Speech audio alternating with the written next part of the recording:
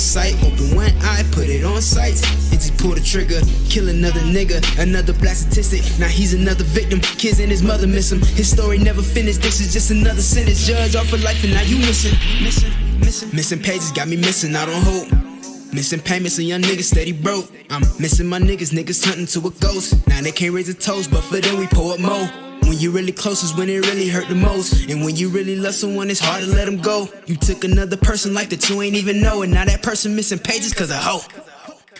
How could you? We smoke won't do you no good, no matter how good, no. This a fairly odd flow. I just wish my God broke and show his face. This is a story y'all wrote in his missing page. How could you? We smoke won't do you no good, no matter how good. Say this a fairly odd flow. I just wish all my focus show their face. This is a story y'all wrote in his missing page. How could you? We smoke won't do you no good, no matter how good, no. This a fairly odd flow. I just wish my God broke and show his face. This is a story y'all wrote in his missing page. How could you? We smoke won't do you no good, no matter how good. Say this a fairly odd flow. I just wish all my focus show their face. This is a story y'all wrote in his missing page. You got cops killing niggas in his missing page. Just regular old white folk killing niggas. How could you? We smoke won't do you no good. And niggas killing niggas, you feel me? That don't make no sense. This is a story y'all wrote in his missing pages. I was in the same neighborhood. Beefing me till over a block. How could you? We smoke won't do you no good. Robbing each other. How could you? We smoke won't do you no good. Slaves in this white man kingdom. How could you? We smoke won't do you no good. And it's no good. Go home, hit the weed, and hope it pass by the next day. Shoot, it might not be no next day. No good. They gotta sleep. It's hard out here. It's time we wake up. Especially in Palm Beach. Straight up.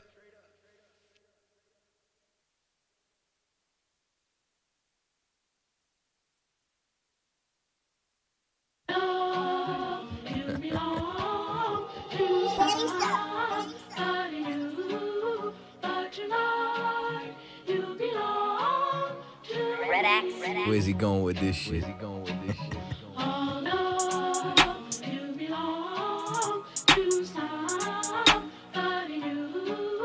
Cause tonight you belong to me. I'm from One West headquarters. Follow my captain's orders. Live in the land of pain and torture. No straw, but they want they mortar. Tell Trump, fuck borders. P.S. Prepare for slaughter. Never take their sons and daughters. Never give them all in return. Niggas never wanna learn. Till they laying in the urn. Babylon, Babylon, Babylon. You gots to burn. Even if I gotta go with it. So fuck it, is you with it? Niggas never feel froggy, they just wanna rip it. If I see a bad bitch, then I gotta rip it. Your lip looking like the Red Sea when I split it. Tell me why that flow so vicious. Every time he switches, beat a nigga ass like mama did with switches. You niggas looking real, real gay. Where all the bitches? I mean, where all the sisters? Better stay away from witches. That's a brouhaha. Love me as she brew, yeah. White people, he brew now. If you didn't know, then you do now. You belong to me. Yeah.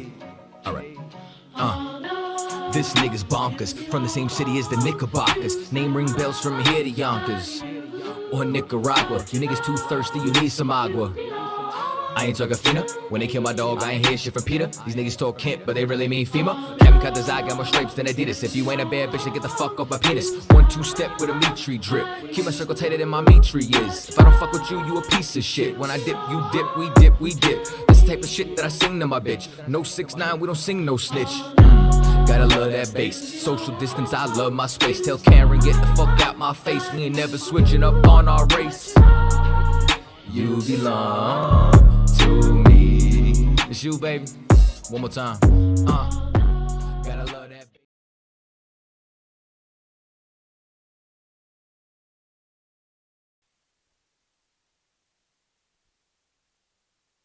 Check, check. Testing, testing. Good night. Check 1 2 1 2. Oh. Check, check. There we go. Salakia. Most High in Christ. So that should be Tawab. Yeah, peeking on the. There we go. All right, smooth. Let's clap it up. Most High in Christ. Shalom. Yahweh Shemel Shabbat all my brothers. Yahweh Shemal Athaba Shemel Shabbat all my sisters. It's the Israelite School of Universal Practical Knowledge out here in Durham, North Carolina. Priest and officer 500 Thabawan holding it down. You know what I'm saying? For the Friday LASHAWAN QADASH class. You know what I'm saying? Got my brothers. Priest and officer 500 got party off with me. Priest and officer 50 Yanazar. You know what I mean? And so, of course, as per usual, you know what I mean? This is the language portion of our studies. We're going to continue to pick up from where we left off. You know what I'm saying? Go into potentially some new things as well. I think today we're going to do a little bit of a review on some basic things before we get into, we're going to finish Psalms 83. It's going to take us probably at least today and next week to actually finish it, so we can know exactly every single corresponding word in Psalms 83. You know what I'm saying? So we're going to do like the third part today and then the fourth part next week, and we'll be done. You know what I'm saying? That we can move on to another prayer. You understand? Or another, you know, just another topic in general. All right? But before we get into that, any questions in the room? Maybe if it's LASHAWAN QADASH related, scripture related, anything.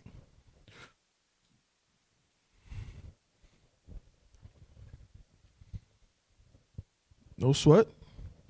Oh, it's like and also if any questions online, let's see. You can always type them into the chat, and if I see it, I can try to get to it. If not, you know what I'm saying, then of course we will just, we'll write it down, and then if I can answer it, I'll answer it. If not, then we'll write it down for Captain Nayathoc so he can break it down on Monday. Okay. Also, if you have any questions about relating to the language as well, feel free to type them in the chat at any time. Salakia. All right. So, if I could, Salakia, you know, I like to start the class with some, you know, basic scriptures and things like that to, again, give a little bit of context for our language in terms of what it is and why it's important to us. Okay? Because, you know, of all of our classes, brotherhood class, all of our classes are important, right? We know that. That we know. That's not debatable.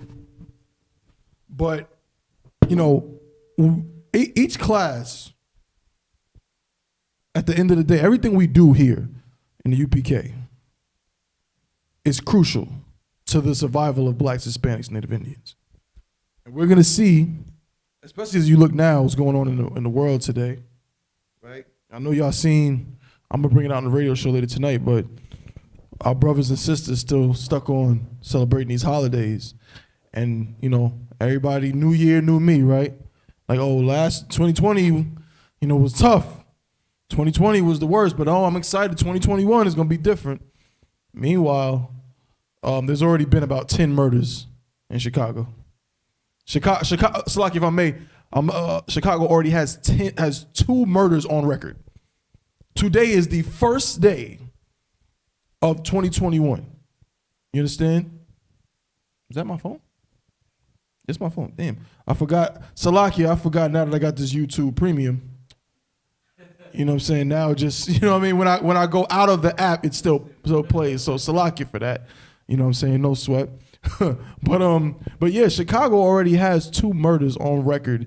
And the first day of, 2 murders on record for the year 2021. And 2021 hasn't even been one day yet. There's already 2 murders on record. There was 10 people got shot.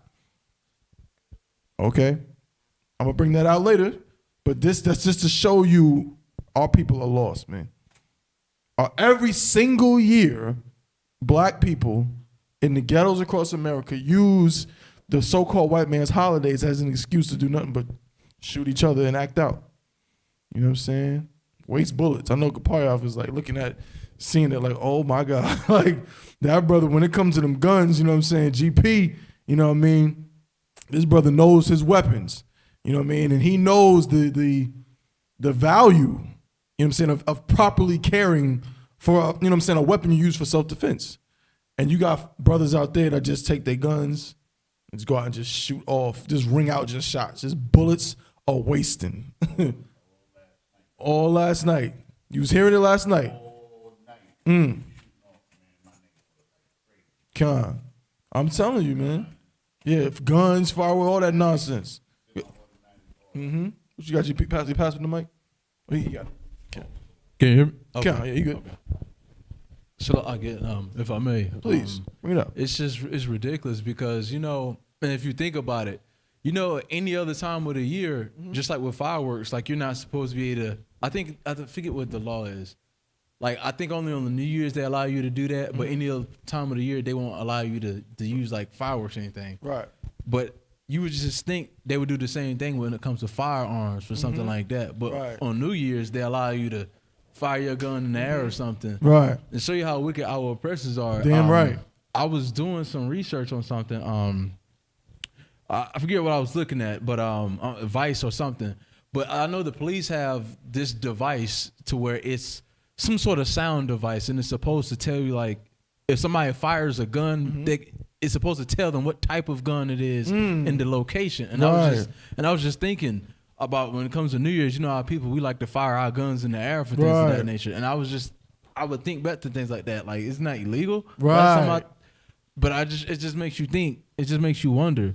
Things that are normally supposed to be illegal are now legalized during times like this. Almost like a purge or something.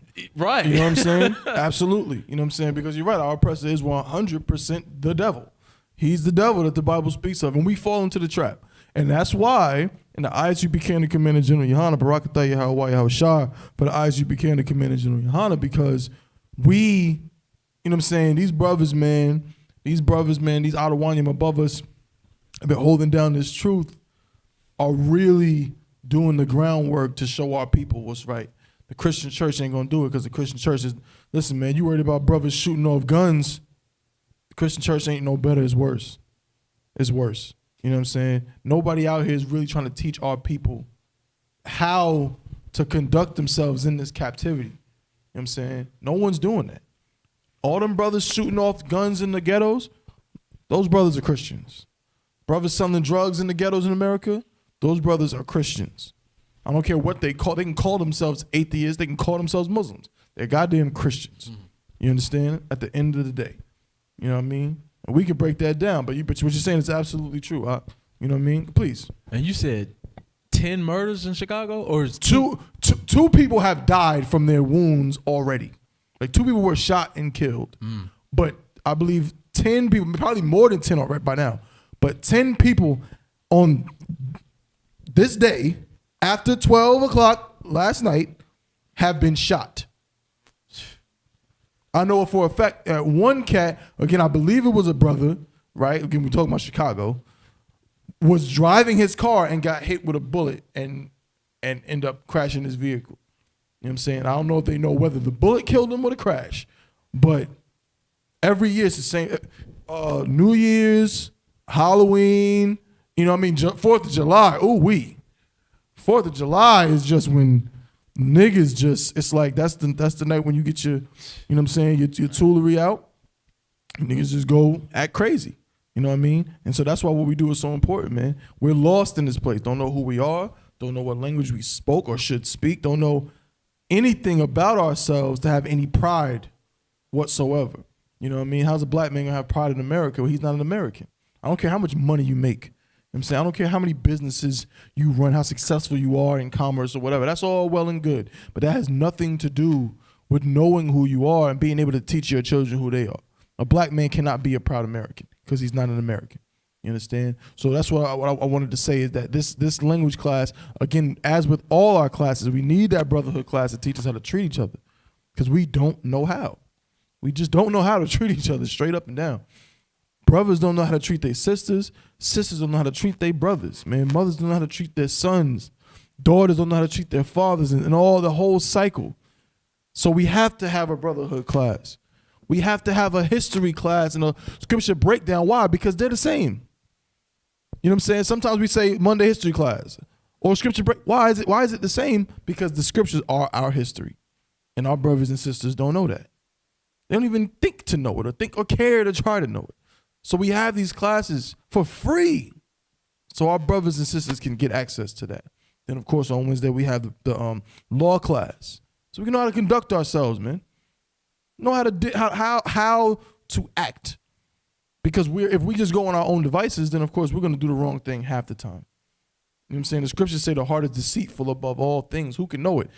Your heart or your mind is going to make you do wicked things. All wickedness, comes from the mind of brothers and sisters, man. That's why we have the law, so you don't decide what you do. Let God decide what you're supposed to do in these situations. You understand? And then, you know what I mean, coming back to this language class is the portion where we get into our culture. You know what I'm saying? The culture of being an Israelite. How we talked. And our customs are in this language. You know what I'm saying? We can see it. And we're going to read a little something right now to show you that importance. You know what I'm saying? So go ahead and read that, Yanzo. This is the prologue, right? Or does it say prologue? I think it says prologue. It says or preface. Might say preface. It's at the beginning of Ecclesiasticus. Okay. 12.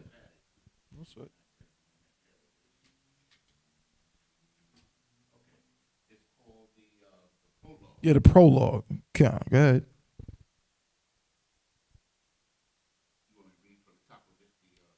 Just read the specific little passage that's highlighted. This is the prologue to the book of Ecclesiasticus, you know what I'm saying, which in and of itself, our brothers and sisters don't know that this is part of our Bible, part of our culture. You know what I'm saying? The Apocrypha, right, which means hidden books, this was originally in what? How can we say this is a part of the Bible when so many people say it's not? Yeah, because in 1611, when King James authorized the translation of the Bible from Hebrew and Greek into English, the Apocrypha 14 books was part of that 1611 King James. 100%. Give him a hand. You understand? In the very King James. So if you're reading a King James Bible that doesn't have the Apocrypha in it, technically it's incomplete. Technically. Now, of course, we'll use the King James Bible with the Apocrypha in a separate, you know what I'm saying, binded, you know what I'm saying, edition. But the reality is that King James, when King James commissioned, like the brother said, these scriptures to be translated, no, he did not write the Bible. You know what I'm saying? Some, you know what I'm saying, conscious community nut who say, oh, King James wrote the Bible. It's a white man's book. King James was white and he wrote the Bible. So you telling two lies. Because King James was not a white man. He was not. Matter of fact, we got King James on the wall in the school. He was not a white man. King James was a black man. King James was a black man, number one. And number two, he did not write the Bible. You know what I'm saying? I'm not, don't quote me on this, but I don't believe King James spoke either Hebrew or Greek. You understand? He commissioned because he was actually at odds with the Roman Catholic Church. You know what I'm saying? He wasn't down with the Roman Catholic Church. So he personally commissioned over 40 Hebrew and Greek scholars to translate the original manuscripts, you understand, into English. You understand? And he actually wasn't even the first person to do so. You know what I'm saying? I think it was the third translation.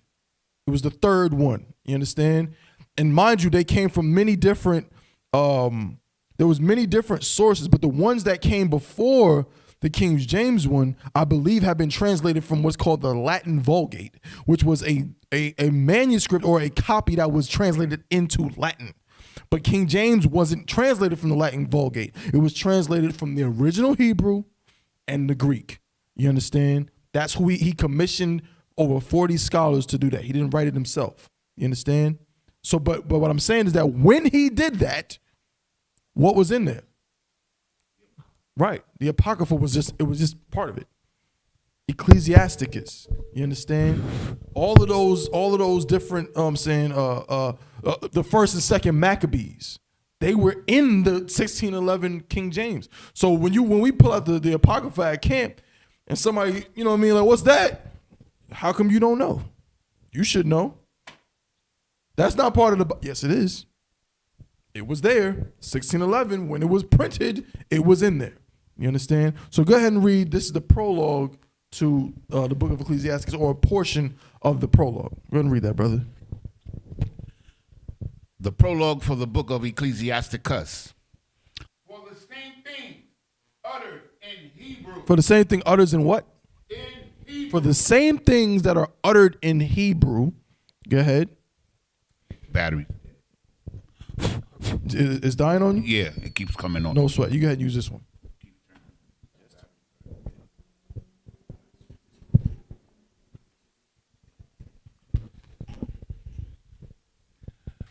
For the same things uttered in Hebrew and translated into another tongue have not the same force in them. And not only these things, but the Lord self and the prophets and the rest of the books have no small difference when they are spoken in their own language.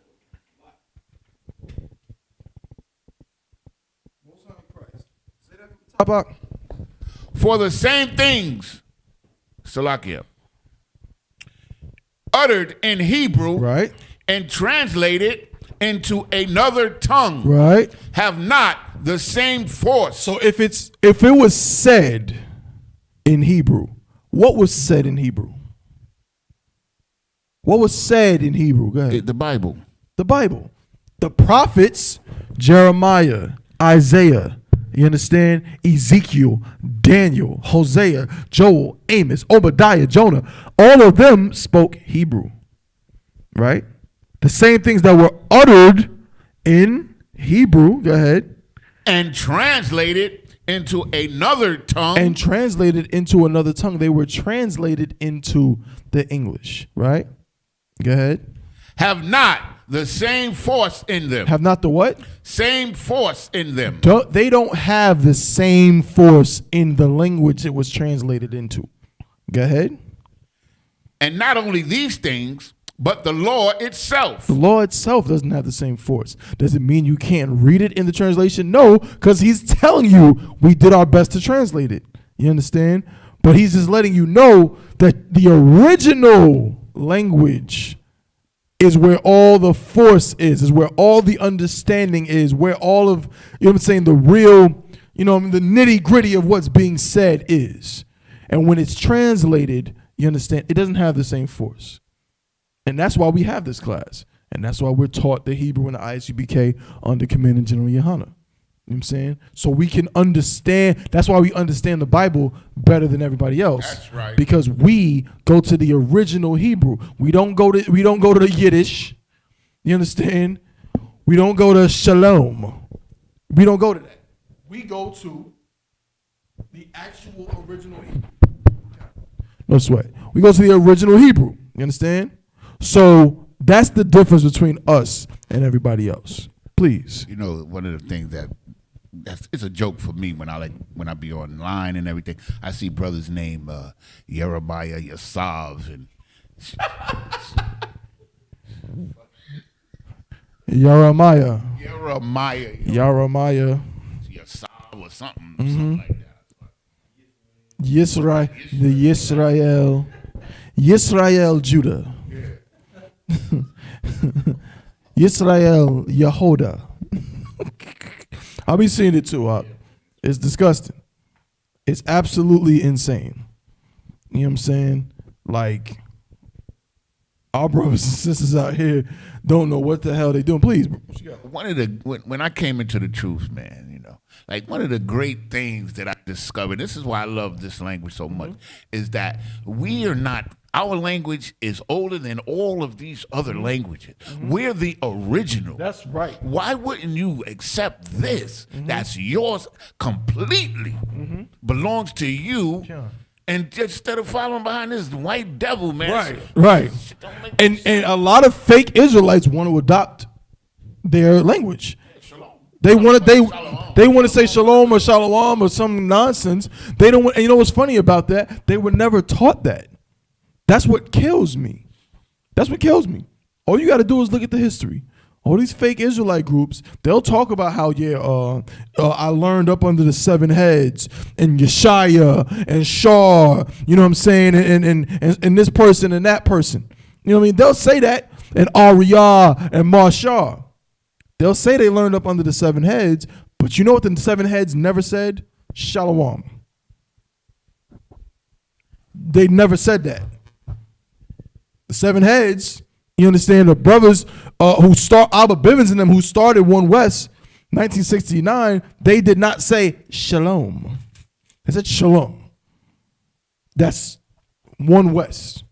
You understand? They didn't say Yehuda and Yahusha. You know what I'm saying? They didn't say any of those things. They said Yahweh.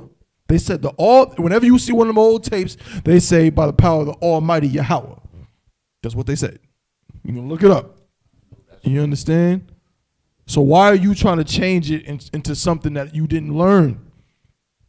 I know. Please. I have an opinion as to why, meaning that, because they all want to make a little distinction for themselves. Mm-hmm. You know what I'm saying? Regardless of the law or regardless of the truth. Mm-hmm. You understand? That's what makes them weak. Mm-hmm. You understand? Because it's an ego-driven type of thing. That's right.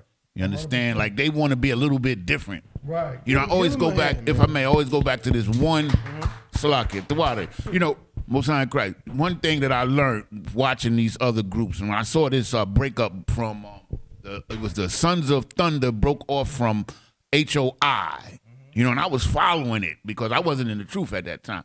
But what I saw that the brother that's the head of Sons of Thunder now, who broke from HOI, I saw his comments. I remember what he was saying. Like he was telling people that he had more knowledge and more understanding of the Bible than Zabot. You understand? That was the essence of the breakup of that. I was following at that time. So but now I understand what it was all about. You know what I'm saying? It wasn't like that he was trying to help his people. He just wanted to be the leader. Right. That's it. Right. But that's all of them. You're right. Like that's all of them have that spirit. And if you want to know what's the home of the truth, all you got to do is find the Israelite group that has a brother who's in charge, who's leading, who never ever says, "I created this, I did this, I started this, none of that." You have never ever heard Commander General Yohana say anything that we teach in here. It started with him. You'll never hear him say it. Never, not once. Most high credit, because I heard the brother ask him last week about the 12 tribe chart, and he said the same thing you just said. He said these things was already put into effect when I came into the school. Right. See, he's telling you the real of the situation. Commander General Yohana came into the truth in like 1981, 82. I'm saying he wasn't here. He wasn't in the school in 1969. You know what I'm saying? He came into the school like the rest of us did. The only difference is he's the brother that maintained it. And when everybody else started to leave and they wanted to be the man in their own group, he held on to it. He held on to this. He held on to the LASHAWAN. Okay, if I may, please. Because you just brought up Commander General Yohana. I was just reading in the Acts when almost the same thing happened. Like Christ is gone now, and they got to hold it down. You know what I'm saying? And that's what they did. They held it together, and they even prospered more because of them holding it together. You know what I'm saying? I think it was Peter and John.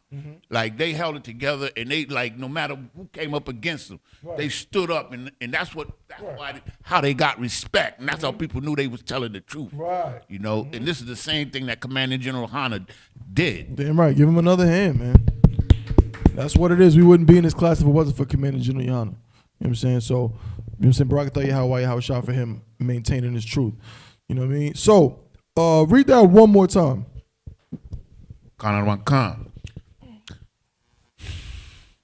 For the same things uttered in Hebrew and translated into another tongue have not the same force in them. And not only these things, but the law itself and the prophets and the rest of the books have no small difference. No small difference. When they are spoken in their own language. Right. Now get me, don't give me Corinthians today. We know in Corinthians, we know that this language is the language of angels. Give me Psalms 83, since that's what we're discussing anyway. Give me the beginning of that to show how that much more how important what we're doing today is. You understand? So yeah, we know this is the language of angels. The tongues of men are, again, your Chinese, Japanese languages, your African language, all the languages that everyone else on the land speaks. But this language, this original language that everybody on earth spoke at one point, this is the language of angels. You understand? And Paul said he spoke both. You know what I'm saying? So go ahead and read Psalms 83, Psalms chapter 83 and verse 1. So we're going in, we're trying to finish out this prayer. This is a prayer that we say, you understand, every Sabbath service, right? At the end of a lot of classes, and every Sabbath service, we say this prayer.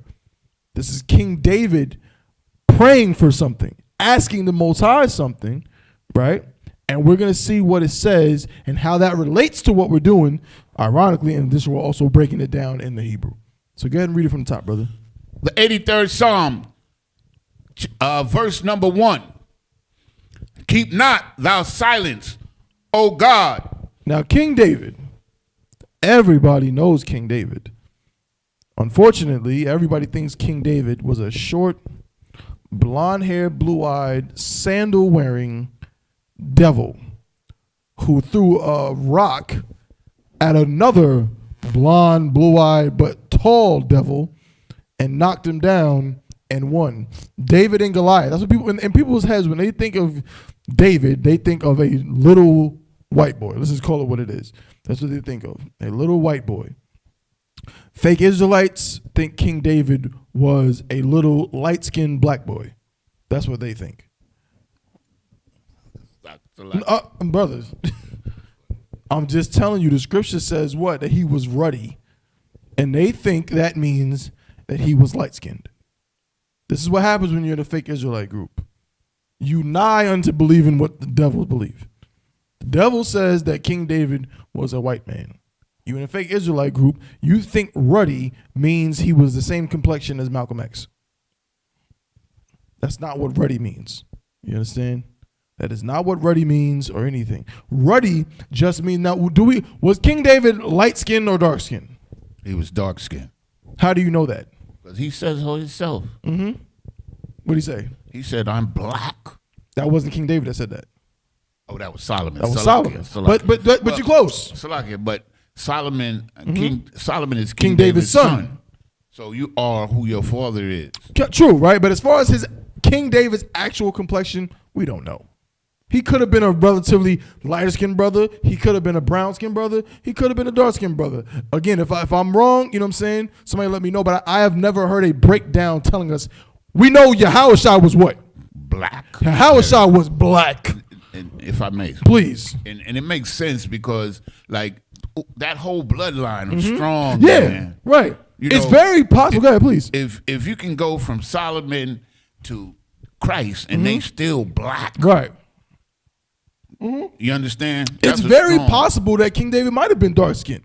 Yahushua was dark-skinned. Solomon was dark-skinned. Solomon said, I'm black as the tents of Kedar. Black. Like dark. Kedar is like a Hebrew word, which is like really a dark brown, like dark, right? So it's very plausible that King David would have been dark-skinned. Could have been. But he also could have been brown-skinned. Like I said, you don't know. You know what I'm saying? I'm darker than my father. My father in the world I would call him a darker brown-skinned person. You know what I'm saying? He probably the same complexion as Gaparyav. My father's the same complexion as Gaparyav. I'm more darker skinned than my father. You know what I'm saying? My father's mother, who helped raise me, is relatively light-skinned. You understand? So, you know, you can't really go by that. It varies. Like you said, we come in all different shades of brown. You know what I'm saying? The Bible said, you know what I'm saying, Most High said, my heritage unto me is a speckled bird. We come in all different colors, you know what I'm saying? So, yeah, it's very possible King David, he could have been light-skinned, he could have been brown-skinned, he could have been dark-skinned. But we know he was a black man. We know why? Because he was from the tribe of Judah. You know what I'm saying? That's all we know. So, the devil says he's white. That's false. Fake Israelites just think he's light-skinned. Who the hell knows? Who the hell cares? You understand? That's not relevant to what we're talking about. All we know is that King David was a brother. and he defeated a big giant a big Matumbo cat, a big African. What's Serge Ibaka? He defeated what's the other one who played for Philly? Joel. He beat a big Joel Embiid. You know what I'm saying? What's the other one? Taco. What's his name? Taco Fall. Bowl. He beat he was, the Africans be tall, bro. You know this Bible is real. Them Africans be like 7'3" in high school. And please. If I may, sir. They got a tribe over there, the average height is 6'10". That's crazy. And King David defeated one of them. What you got, GP? What is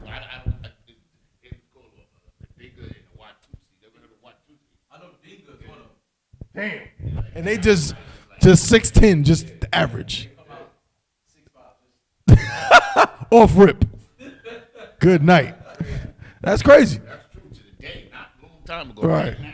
No sweat. But yeah, so we reading what King David said, man. King David was a brother. You know what I mean? And King David asked the Most High. He said, don't keep your silence. Read on. And be not still, O God. Uh-huh. For lo, thine enemies make a tumult. So this prayer we're reading is because King David is explaining to the Most High, don't keep your silence and don't be still. Basically, he wants him to take action. Why does he want him to take action? Based on what you just read. That last part. Go ahead. Because the enemies are plotting. Give him a hand. That's a perfect way to put it. King David is telling the Most High that he's pleading with the Most High to take action because he said, your enemies are plotting. He didn't say our enemies. He said your enemies are plotting. Why? Because any enemy of us is an enemy to who? To the Most High. So he said your enemies are plotting. Your enemies make a tumult. Go ahead. And they that hate thee have lifted up the head. They've lifted up their head. You know what I'm saying? They're not on resting. They lifted up their head. They active. Go ahead. Verse 3.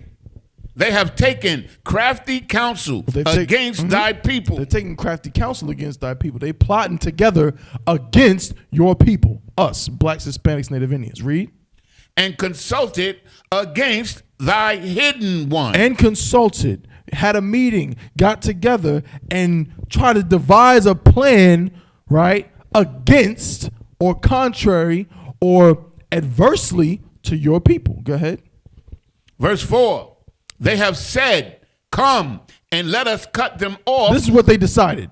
Let's cut them off. Go ahead. From being a nation. Let's cut them off from even being a nation. Read. That the name of Israel. That the name of what? Israel. Name of what? Israel. Israel, go ahead. May be no more in remembrance. That the name of Yasha Allah may be no more in remembrance. If I say Yasha Allah, I can go to any ghetto in America right now. I can go to Southside Jamaica, Queens, man. I can go to Queensbridge. I can go to Cornwallis Projects. You know what I'm saying? I can go to Southeast Raleigh. I can go to the ghettos of Charlotte. I can go to Florida, wherever you want to go. And I say Yasha Allah, and everybody's like looking at me like, what the hell is he talking about? What is a Yasha Allah? What is this? He's crazy. This ISUPK been in existence since 1969, doing what we do on these street corners, and they still say, look at them crazy niggas on the corner. Even though every week there's more news articles proving something that we said 50 years ago. But we still crazy niggas on the corner. You understand? Why? Because they wanted to cut us off from being a nation. So you tell a black man he's an Israelite, he thinks he looks at you like you growing another head. Tell a Hispanic man that, you know, me and you are brothers. He's gonna say, no, me no black. Me no black. You know what I'm saying? That's what he's gonna say, right? He does not look at you like y'all are the same. Go ahead. Huh? Just what you were saying, like I have this Mexican sister. She's a bank teller in my bank. So one day, you know, she started talking to me. So, you know, I started talking to her, and I was telling her that she was Issachar and this, that, and the other. And she did exactly what you just said. Right. No, I believe it. They don't look at us like, you know what I'm saying? And I grew up around a bunch of Issacharites and all of that. And brother, let me say this. Please. I told her, this is what I told her. I said, you know that our forefathers, your we have the same mother and father, you know. I told her like that. She got to come in here. Ak. She need a full breakdown. You know what I mean? You just saying that. She looking at you. She looking at that beard. She looking at you like, no. Right. They can't perceive stuff like that. They can't, right? And guess what? A black man can't either. I know. You tell a black man that him and a Mexican are the same. Like what? Nigga, what? I'm black, nigga. I don't know what the hell you talking about. Fake Israelites can't even fathom that blacks, Hispanics, and Native Indians are the same. They can't. You have fake Israelite groups that believe only Negroes are Israelites. Yeah. Let me blow your mind. There's fake Israelite groups that only have Hispanics in them. And they say they're the only real Israelites. I've seen it. And you think that, and we're wrong in the ISUPK for saying everybody stand the hell down. Stand down. You're not authorized to do this. Because they took the so-called, you know what I'm saying, the brothers of the northern tribes saying only Hispanics and Native Indians are Israelites. Guess where they learned that from? A bunch of niggas screaming on a corner in Times Square in the 70s, in the 80s, saying that blacks, Hispanics, and Native Indians were real Jews. You understand? But this confusion is what King David was talking about thousands of years ago. That, they decided to cut us off from who we are. Read on. Verse 5, for they have consulted together with one consent. All right, we're getting here soon. We're getting here. They've consulted together with one consent. Go ahead. They are confederate against thee. They're confederate against thee. What does that mean? They are confederate against thee. They joined together. They've joined together, right? They're on one accord with one another against you. Read on. Verse 6, the tabernacles of Edom, right, and the Ishmaelites of Moab, and the Hagarenes. Verse 7, Gabal and Ammon, and Amalek, and the Philistines, with the inhabitants of Tyre. With the inhabitants of Tyre, right? Go ahead. Verse 8. Okay, so Salakia. So verse 7. This is where we were last week. We're going to pick it up right there. Most High in Christ, the Water Brothers. So why we have to read this Hebrew is because, as King David said, this is what they tried to cut us off from. And it shows you in the ISUPK, we're literally getting right back to where we were. We're reading the Hebrew of when we lost the Hebrew. Most High in Christ. You understand? So read verse 7 again. Verse 7, Gabal and Ammon and Amalek, the Philistines, with the inhabitants of Tyre. Right, so we found out in the Hebrew, right, we broke it down. Right now we're just writing the transliteration, right? So again, you see the breakdown, which you'll always see again in the Hebrew, you know what I mean? Just quickly, the Hebrew. So again, I'll write Gabal, right? Let's say Gabal. You know what I'm saying, in the Hebrew. Okay, let's forget this one. So we like ba, ga, Slacky. In ancient Hebrew, that would be Gabal, right? Ga, ball. Okay?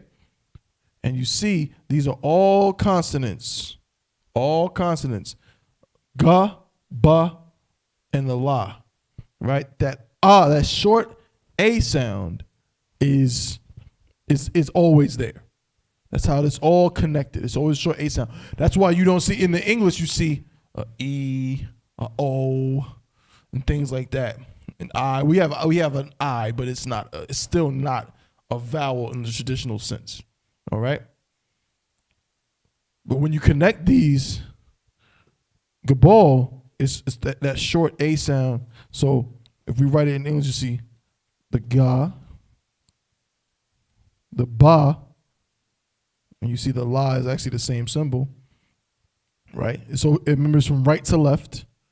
It's that short A sound. All you got is a G or the ga ba, and the la, but that short A sound is automatic. It's automatically there, okay? And then the connector tells you when to drop off, you know what I'm saying, a certain vowel. So that la is going to be dropped off, the vowel portion of it. So then this, of course, would be gabal. And this is how we are able to write it like this. You know what I'm saying? That's if you so before we read this, if you're wondering, well, how are you able to write this in this mode, in these English letters, right? English letters, but Hebrew words.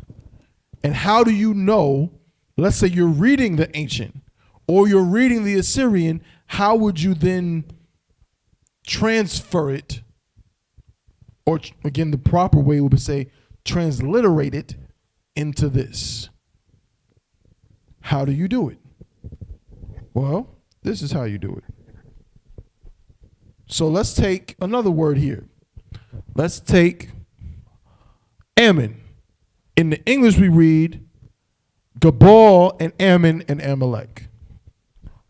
So how we know to write it exactly like this in English. IMAW, and I'm not sure if you can see it. I know it's kind of light.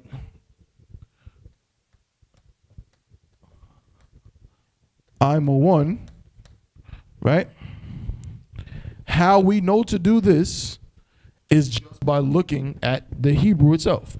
So if we go to Psalms 83 in the Blue Letter Bible, or in your concordance as well, you can't go to Psalms 83 in your concordance, but you can look up the word. I gotta delete some stuff out of my damn Safari. One second.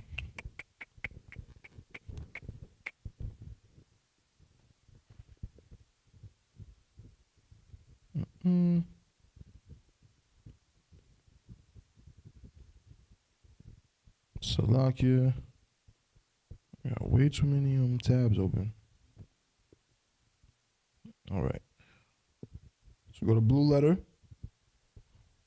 And we go to blueletterbible.org, not .com, .org. And just go to Psalms 83. Type in Psalm 83. Press enter. And then go down to verse 7 and press tools. Of course, that'll bring up the Hebrew, right? And if we read it, we see we can read it because we've done this work already. It says Gabal wa I'm a one, right? It's written as one word, so that's 12. So we'll keep up with that, and we'll go with wa I'm a one. So we see in the Assyrian is written like this.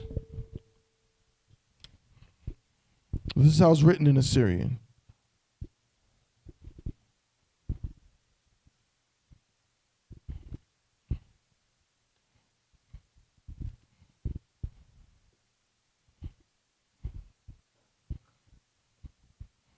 Right.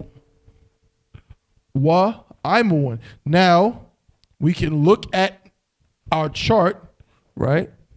We can look at it if you have a copy of it. I hope you have a copy of it at home, which is just, it just tells you the corresponding letters and symbols in the LASHAWAN QADASH. We have one, right here. I'll just move the camera just real fast so you can see it. We have one right here, you understand, that shows you the corresponding letters, you understand, and the symbols and such in the Assyrian and the ancient, right? Salakia. Back this up a little bit. There we go. Most High in Christ. So, knowing this, we know that this is a what? Right? This is a what? You 12. Let's get somebody else. What is this? What is this symbol? So far, This is if you have that sheet, you can look on it. You can literally see that this, and we know we're reading from right to left. So we already know this is a wa. So we can write wa. Before we connect anything, then we know this is an I. So we're just going to write the letter I. And what's this? What symbol is this?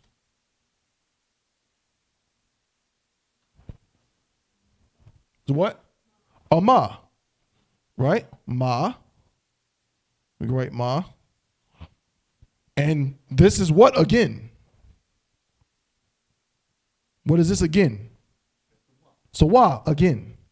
Right? So we can write wa. And then we know this symbol is different because it's at the end of a word. What you got, GB? So why wouldn't that be a na? Like the symbol looks the same. Which one?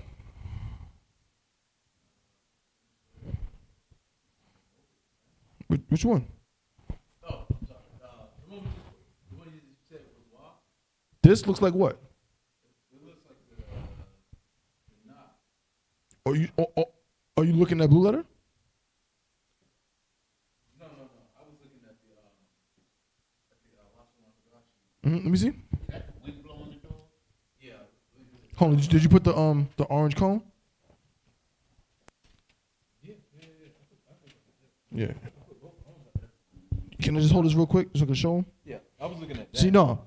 You can look at this one. Just be reading it from the blue letter. Yeah. Mm-hmm.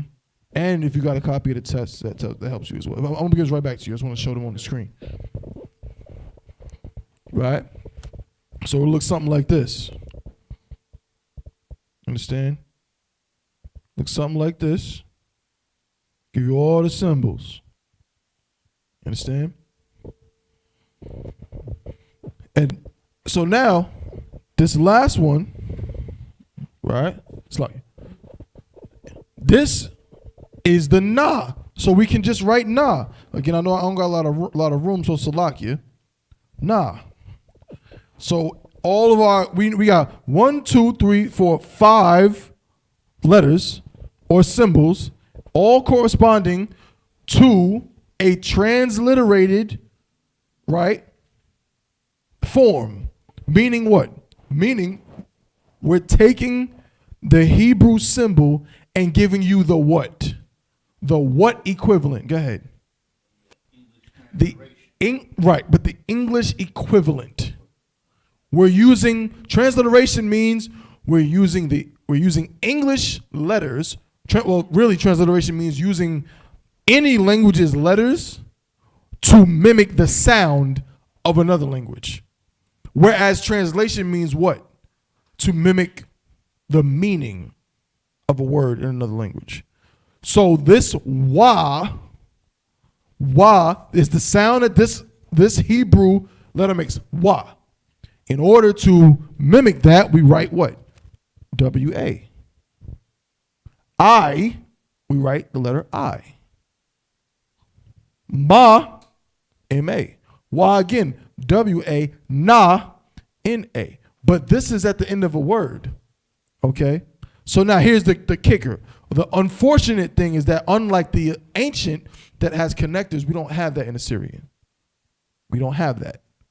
So if we were just to write it out, we would write wa, I, ma, wa, na. But luckily for us, we have brothers and sisters, not brothers and sisters, but we have brothers who've done the groundwork and the research. And there are ways you can look at it. In fact, if you go to it, this is how one way you can find out. You can go to a blue letter, again, and you'll see the second word, or let me go to a Salakia. Go to the second word, and you'll see after Gabal, it says Ammon, and then you look at it on the left there. Right? You look on the left where it says inflected, root, and transliterated. It's showing you the root word and what it became in the sentence. Okay? Especially when you click on where it says interlinear. Yes. Let me see. Yes. Okay? And you'll see them write Ammon, which is, of course, garbage and not really what it says. But what it does help us see is that there's no vowel afterwards. Ammon. Ammon. It's not Ammonah, it's Ammon. And it helps us because now we can say, oh, okay, this nah, the vowel is knocked off. The vowel sound. It's I'm a one. Right? That's how. Wa, I, ma, one. That's how we come to that conclusion. You understand? And that's what this is. And it helps us tremendously when reading these prayers and things like that. You understand? Salakia. So that's how that happens. Now, so verse 7, Gabal, wa I'm a one, wa malak, palashath, am yeshabya, tazawar. That's the end of verse 7. So in Hebrew, Gabal and Ammon and Amalek. Technically, Palashath doesn't mean Philistines. It means Palestine by itself. It's actually naming the land. Palashath, I'm Yeshabia with inhabitants, right? Tazawar is Tyre. With inhabitants, Tazawar. We talked about that before, about how our language doesn't need to use certain articles and things like that, like English, right? We don't make nominal sentences. Am Yeshabia Tazawar with inhabitants Tyre. It's indicative. We know what it's saying, right? Verse 8, Gam Ashur. The Gam is the also. So also Asur, right? Nalawa, right? They have joined. So also Ashur, they have joined. Our mom is with our mom. Hayawa, they have hoping or help. Right? Labunya, Lawat. So Labunya, right, is the children. Bunya is children. The La, right? Remember we wrote this out. We wrote our prepositions and suffixes out. So La Bunya is saying giving help for. So Zarwai is hoping. La Bunya is for children. Right? Or two children, but really in this sense it would be like for them. Labunya, I know it's kind of got erased a little bit, right? Labunya, right? Bunya is again the children. So for children, Lawat is lot. For children, lot, Salah. What you got, GP? You saying something? Yeah. Okay. What about verse 7? Uh-huh.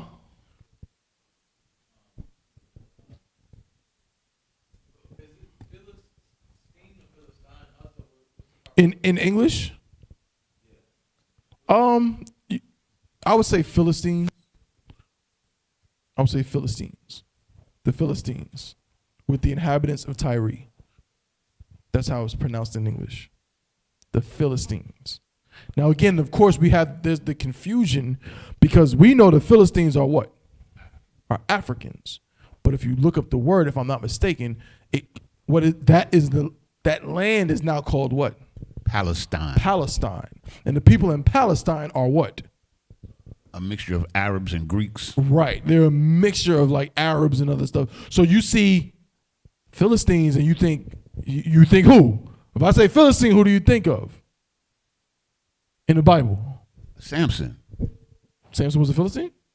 He fought the Philistines. He fought the Philistines. Wasn't Goliath the Philistine? Yeah, That Goliath was a big, doofy, 9-foot tall, bow, Serge Ibaka, African, you know what I'm saying, Philistine. You understand? But we broke down all of those lands. Take the world as it is now and condense it. Condense it in a smaller area. All of the races that are on the planet today, were they there back then?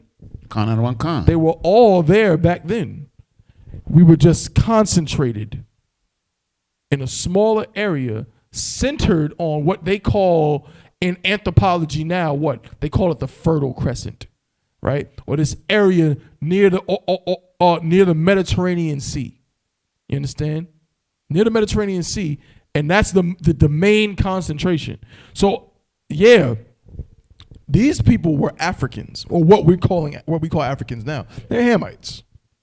But through all the nomadic things, the people moving here and moving there, them leaving, other people coming in, now this land that originally was inhabited by big, tall Serge Ibaka people is now called Palestine, inhabited by half Arab, half whatever you want to call it, people, mostly Arabs. You understand?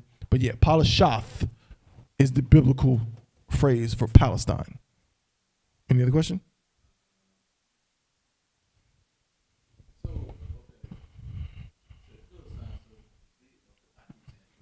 You talk. Because I'm reading up what it actually says. Mm-hmm. You said those are the Hamites. So,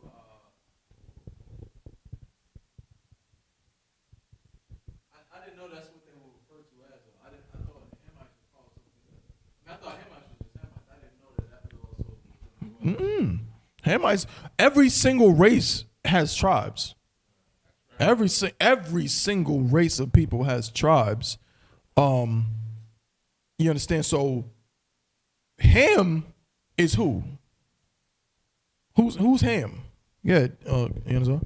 Youngest son of Noah. The youngest son of Noah, born about 96 years before the flood, right? We know this by heart because we always in that Zonovan, of course, right? But he was the youngest son of Noah. Noah had how many sons? 3. He had 3 sons. These 3 sons became the progenitors of who? Everyone. Everybody. Every single human being you looking at right now on the face of planet Earth relates back to these 3 brothers. All people on planet Earth are related in terms of our blood connection. That's why, and how do we know this? How can we say this with confidence? Because we know that you are the seed of your father. Right. And so we can go back. If you go in backwards in time, you'll see all of these people Damn right. up together. Right. And what else? The Bible tells us. Yeah. Oh, simply. What the Bible in 2 Ezra chapter 6 and was it 54? What does it say? It says that all the people that come from Adam, I'm just paraphrasing. All the people come from Adam, even the people that thou hast chosen. We all come from Adam. All of us. We all bleed red. We all come from Adam. Shem, Ham, and Japheth was Noah, because the flood killed everybody. Even though I think fake Israelites think that some people like clung to the bottom of the boat or something like that. What? Yeah, I've heard fake Israelites say that, For like 40 giants. days?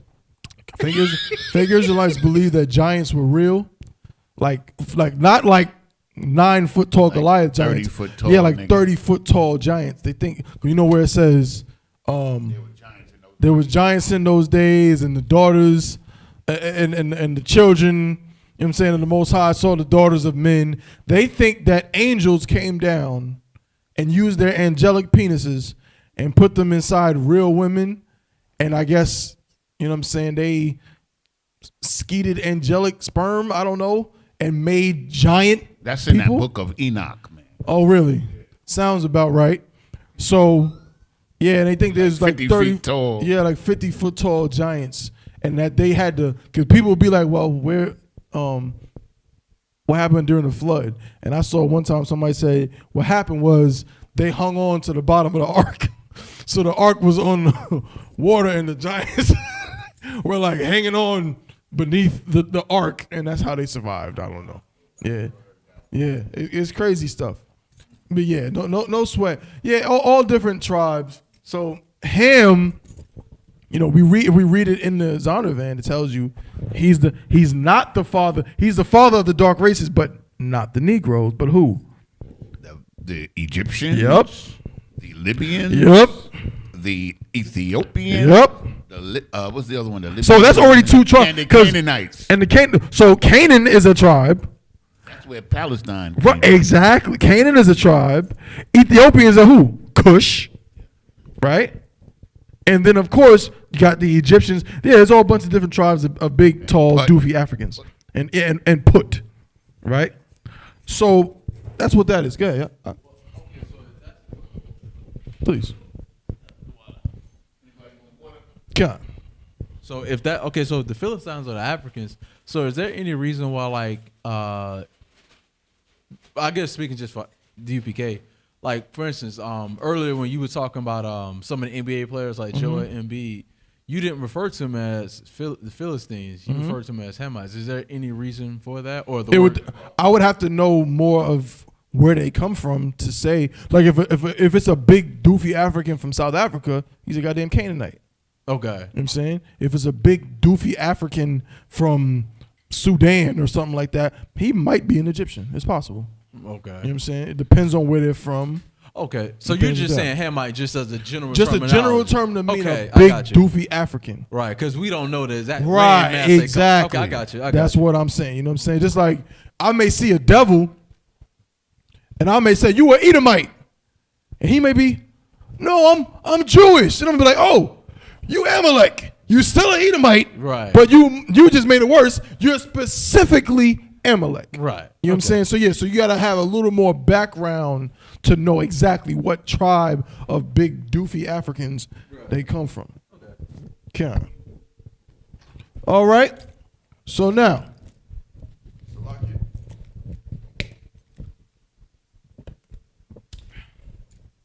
So now, that's Palashath Am Yeshab Yataz War, Gam Ashu War, Nalawa Amam, Hayawa, Zarawai, Labanya Lawat, Salah. Now, let's go ahead and go to verse 9. Kantawada. All right. So verse 9. Brother, if you could read it in the English, please, Baba Kusha. The book of Psalms, chapter 83, verse 9. Do unto them as unto Midianites. The Midianites. Oh, you swap. So, do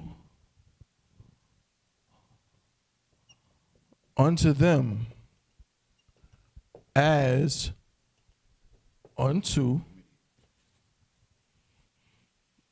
That's the end of verse 8. I know that's just a Sarah, but is that still in verse 8? No, this is verse 9. I'm sorry, verse 9. So it's like you. That's the middle. That's the middle of verse 9. All right. As unto the Midianites. Right. Keep going. As to Sisera. As to Sisera. As to Jabin. This is still all verse 9, right? Yep, this is all verse 9. Most High in Christ.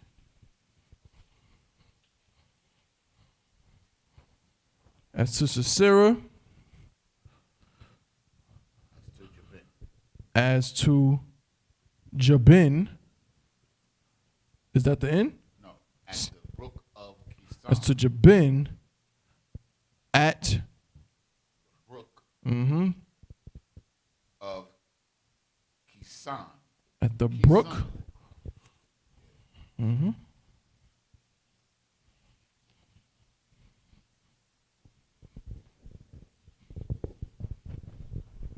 At the brook of Kison. Going? That's the end of verse 9. God. All right. No sweat. So now, let's break this down. Let's get that blue letter. Let's get that blue letter. And let's figure out these corresponding words in Hebrew. What's what?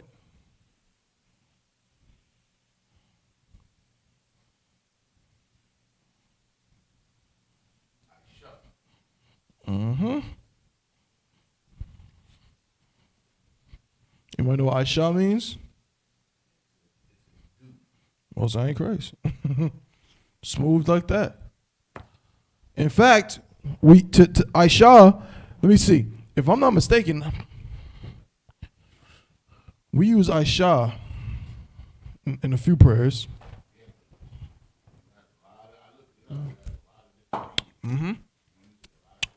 We use it, I want to say, in the Lord's Prayer. Let me see.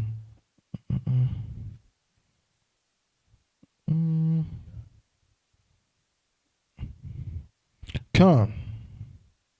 Right.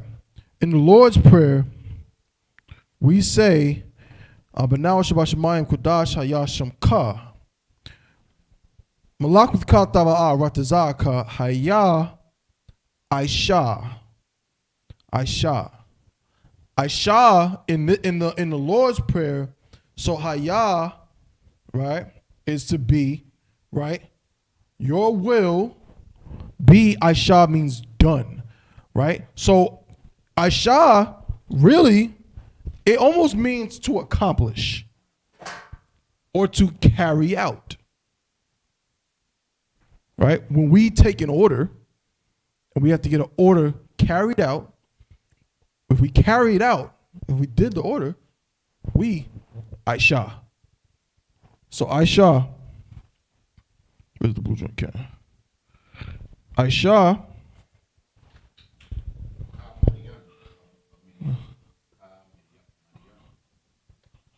Let me see it now. Bear with me.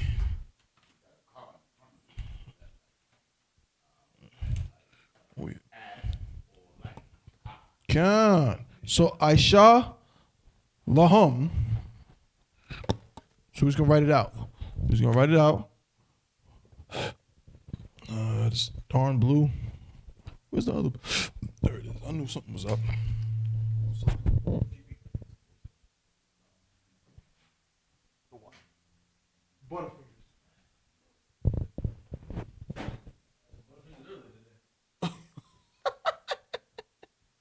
Oh, you had an actual Butterfinger? Yeah.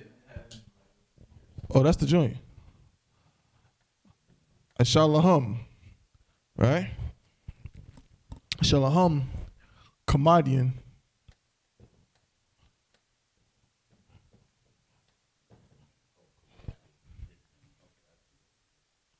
Kasaya. All right, so let's see. So now, do Aisha. So we know that Aisha means to do or to accomplish. Right? Verse 9.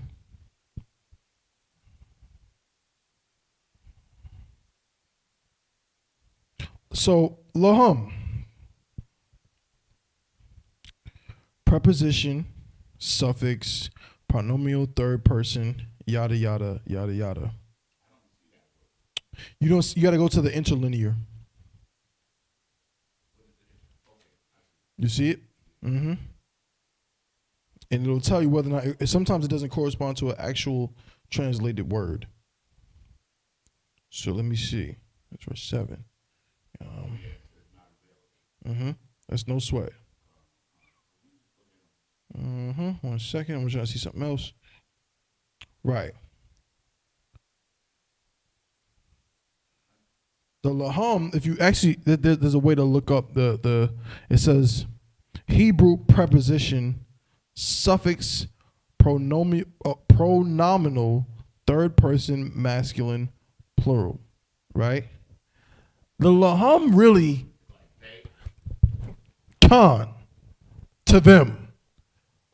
The to, unto, so it's like, la would be the unto or to, and the hum part is like, so this whole thing is unto them. So do lahum unto them as, right? As, so Kamadian, what does Kamadian mean? Lahum, that's Midian. Right. So, right. Madian is the Midianites. Right? So Aisha lahum, right? Ka, or as or like in a similar fashion. So perform or do to them as Midian. So ka, this ka is the as. There really is no unto again. Right?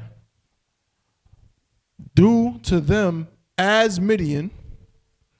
Right? So this corresponds to the Midianites. Right?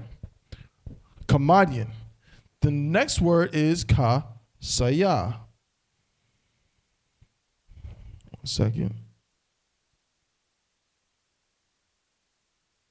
1 second. Shalom. Kamadian. Yeah, we got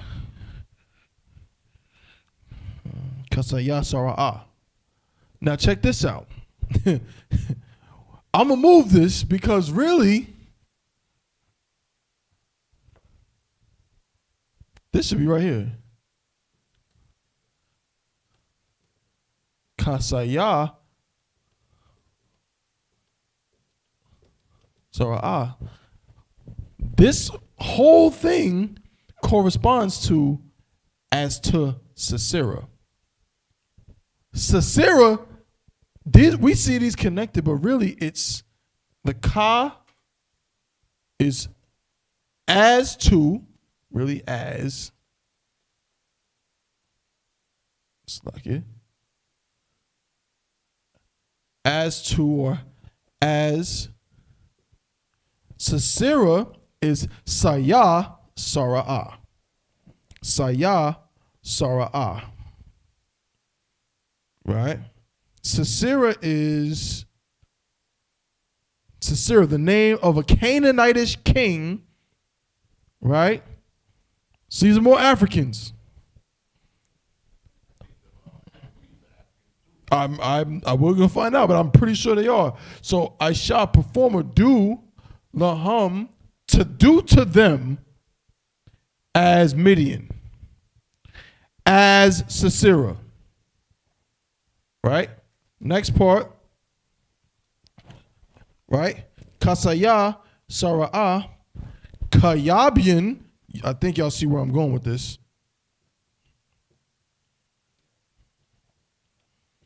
That's now we start to see, all my brothers, all my officers, we read this prayer so many times. We start to see why it says ka so many times in this part. Because our Adawanyam taught us that ka means as or like. Right? Kayabian. Right? Now there's even more. Ba Nakol. Banakol. Kwayashwan. Kwayashwan.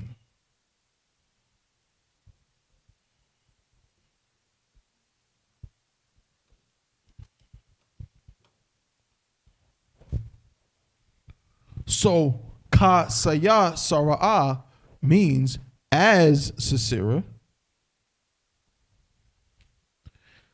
Kayab, what does Kayabian mean?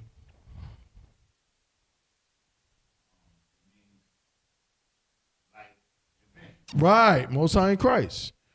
Like Jabin. More Canaanites. Right. As, again, this two is really, that's English. As Jabin. As Jabin. Now we get a little different part. Banakol. Why does it say Banakol? What is the root word? The root word is nakal, which means a brook, right? Or a river. You understand? Or a Most High in Christ. Right? It's like here. Okay. Ba meaning in. Right? So it says at. Really, it corresponds to It can be in or on. It's right, the context, right? Because we'll say sometimes ba'arataza, in earth, but really you can't be in earth. You're on it, right? You know what I'm saying? But it's like in or at, right? Brook. Nicole is a brook or a river.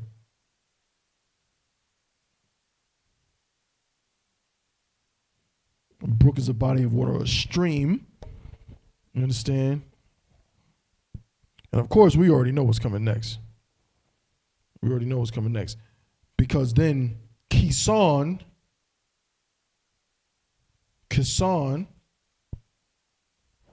check it out. A river of Palestine. A river. So brook here translates almost like a river, meaning it's talking about this. All of these people, now it makes sense, right? Because we read before Palashath, the Philistines with the inhabitants of Tyre. Assur also was joined with them. They have hope in the children of Lot. They got down with who? They got down with the Chinese, right? They got down with Moab and Ammon, right?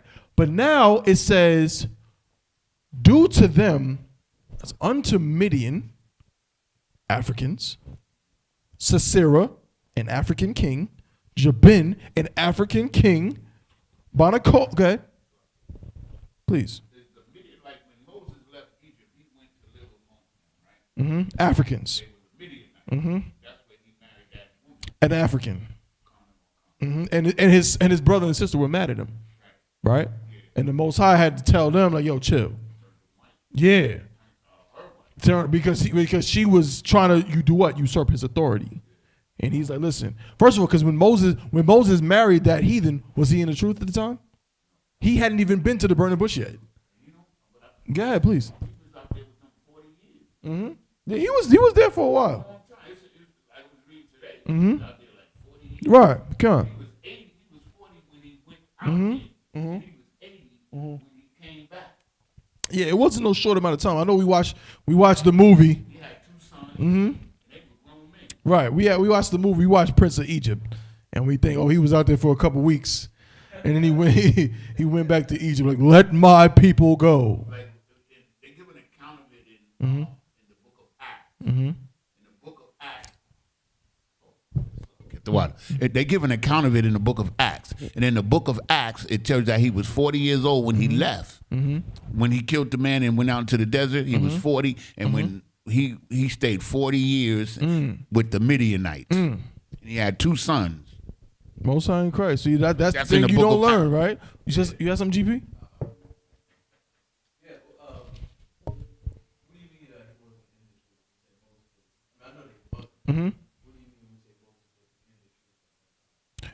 Did the Most High tell him to kill that Egyptian? No.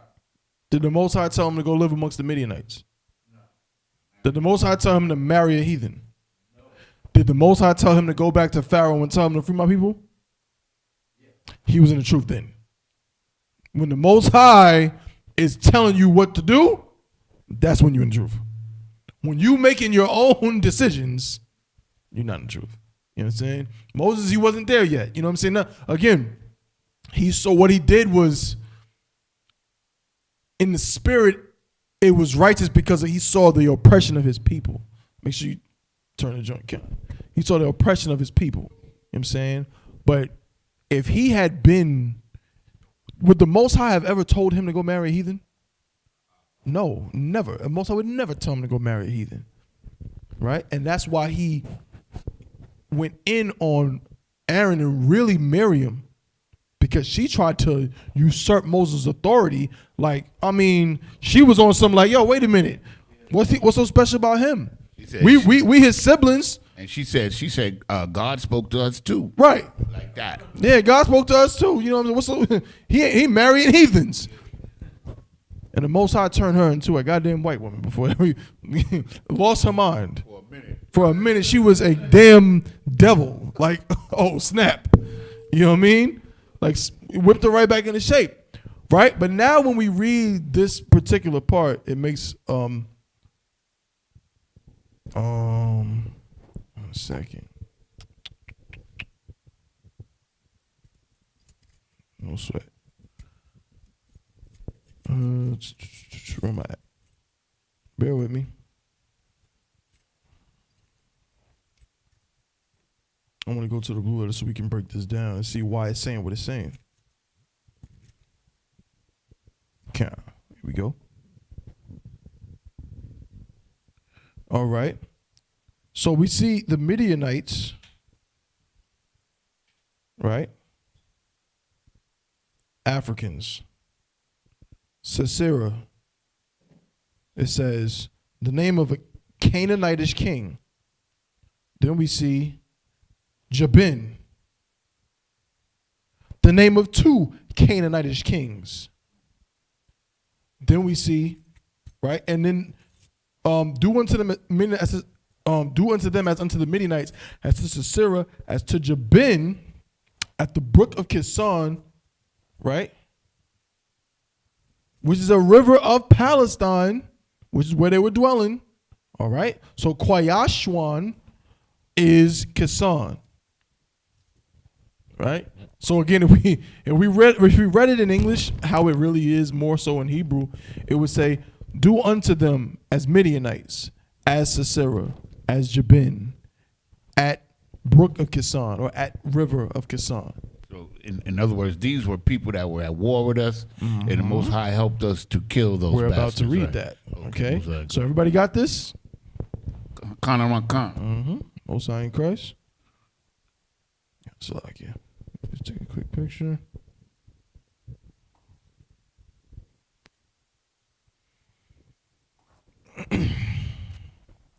All right, now, verse 10, Yanazar, if you could read it in English, please. Verse 10, which perished at Endor. Okay. So King David is asking the Most High to do what? To kill people. This is not the King David that your mother told you about. You know what I'm saying? That's not this person. This King David wants people dead who mess with his nation. You understand? Salakia.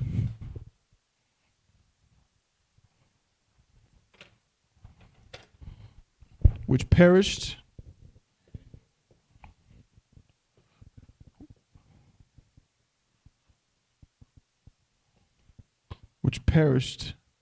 at Endor.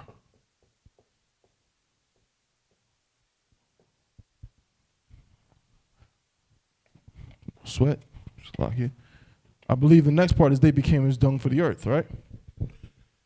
Khan. Mm-hmm.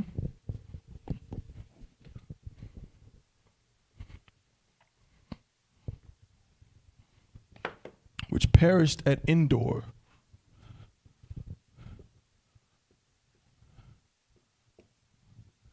They became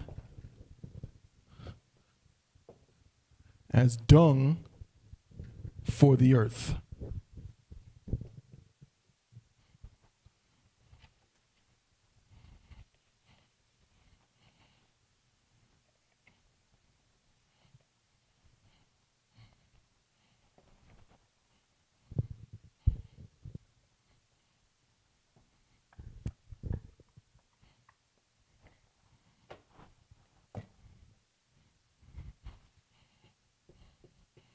Is that the end of that verse? Most High in Christ. That's exactly what they became. They became fertilizer. They became as dung for the earth. Read the next verse all the way through. Verse 11. Make their nobles like Oreb and like Zeeb, yea, all their princes as Zebah and as Zalmunna. Okay. So we'll do this one first before we get to the next one. We'll probably do these last two. Understand? 10. Oh, yes, will be 10? Yeah. Wait, which perished at Endor is 10?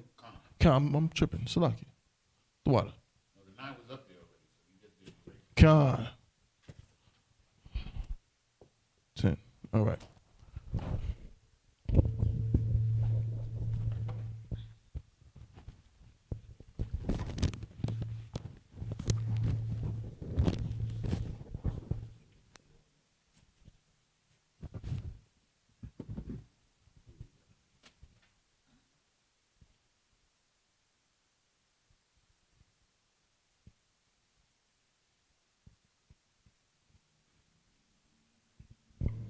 All right.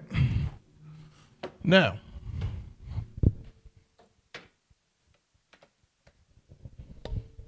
oh, GP, what you got?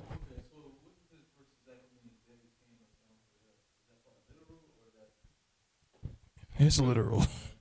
It's literal. When we get to Hebrew, it'll make sense. You know what I'm saying?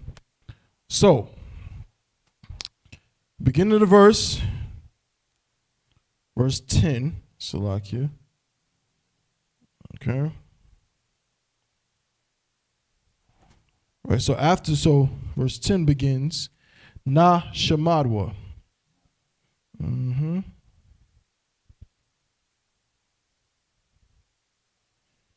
Shamadwa, which means to perish, right? So,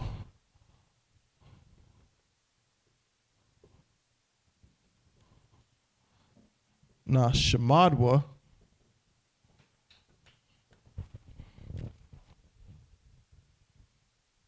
Ba'ayan Da'ara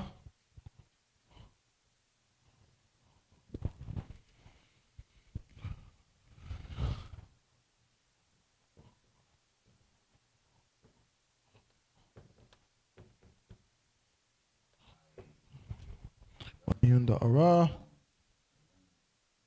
No, it's Hayawa.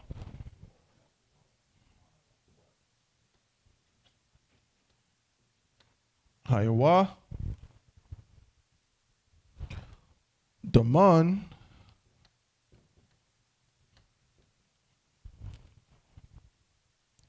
La Adama.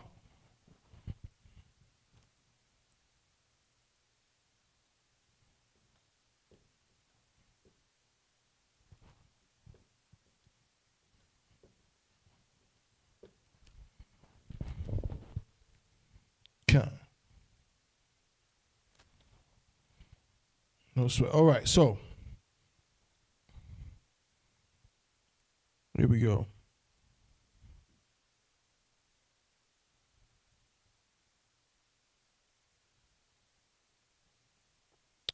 So, Na Shamadwa.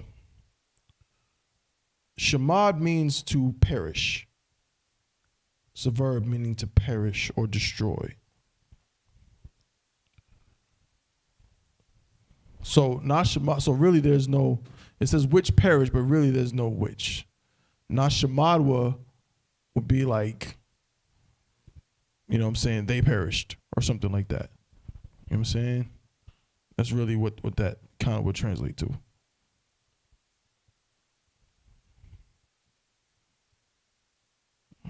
Plural. Yeah. Perished. They perished. Ba. Now check this out. Again, it's not really at. It is, but it's the context. Here, we know ba is in. But again, ba is in almost geographically. So it's like, it's just where something is. Oh, it's in that room. It was in Italy. It was in, so they perished at a certain place. Indoor, these two words, that's why this is here. You can literally, if you look on the actual transliteration, ISUPK transliteration of Psalms 83, you'll see Ba'ayan Da'ara, and there's a dash right here. Because Ayan Da'ara is indoor. This whole thing is indoor. So when you say Ba'ayan Da'ara, You're saying in indoor or at indoor. Okay? Salakia. Mm-hmm. Mm-hmm. Right. Right. But ayunda ara is indoor. Hayawa is going to be they became.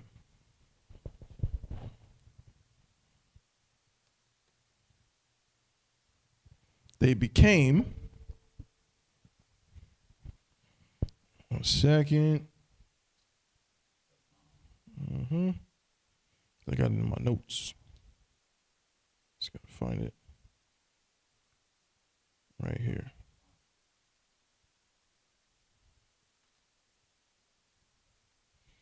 Salakia.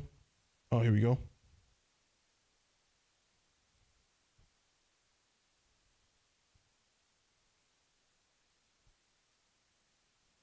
Daman. Yup. But check it out.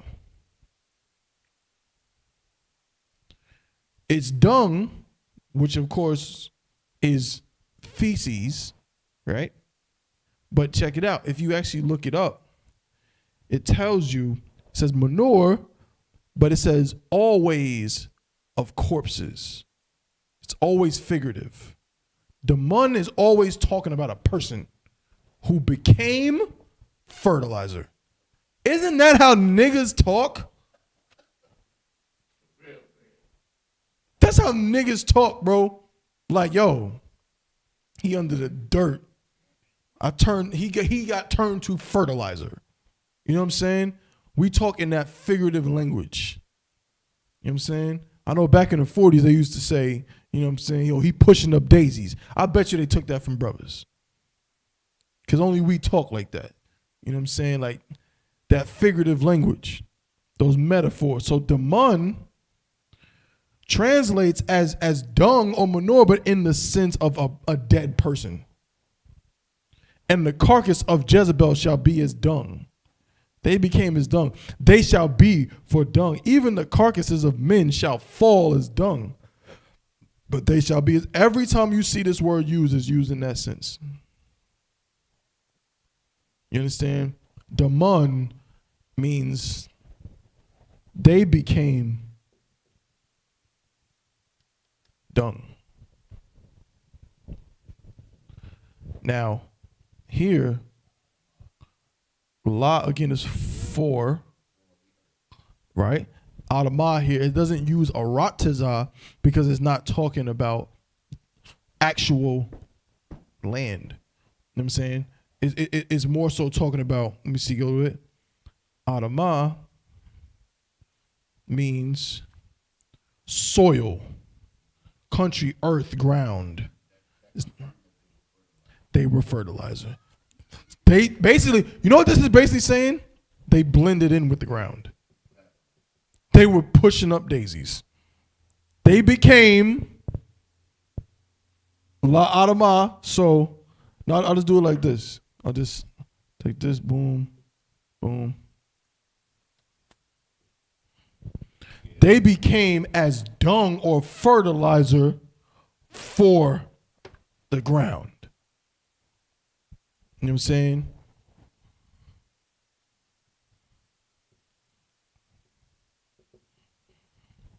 You understand? They became as dung or fertilizer for the ground. Whew. For real, man, for real. Goddamn. Like, ooh, wee. They became fertilizer. Need to rot. Give me verse 11. Read in English, we could Bible Kushar real quick.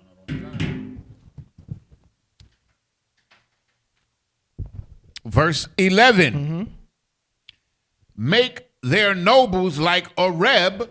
Mm-hmm. Make Their nobles their nobles like Oreb. And like Zeeb,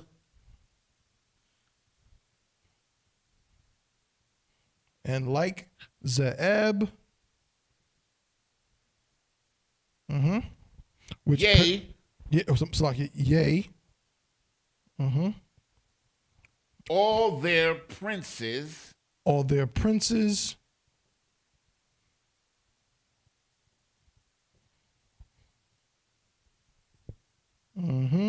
as Zabah and as Zalmunna. Ain't that the place in Coming to America, Zamuna? and that's Zamunda. Yeah, Zamuna. All their princes as Zabah and Got that from this, man. as Zalmunna. 1 second, let me make sure I spell it right.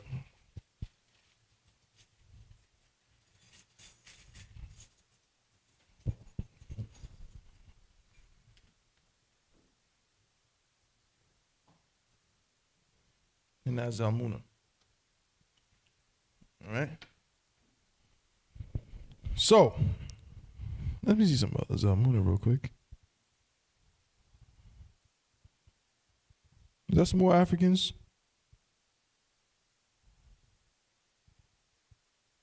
It's a Midianite king. Makes sense. He's Africans. Goddamn. Yeah, we sure did, right? So this is going to be the last one for the night. All right, so where we at? Verse 11. Shayatamwa.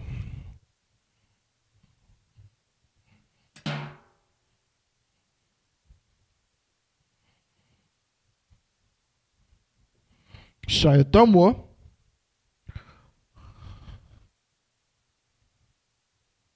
Nada.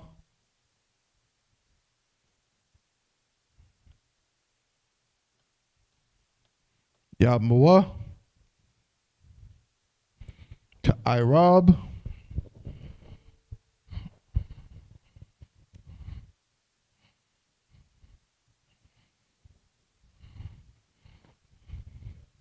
Ka'irab. Wakazaba.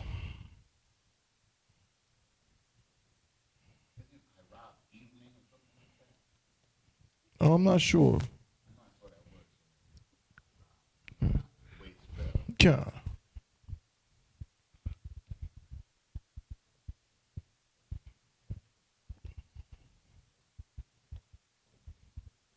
Wakazabak. Wakatazol.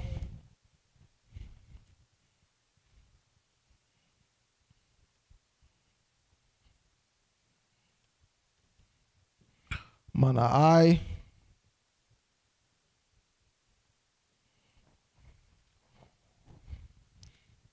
Cal Nasaya Kumwa.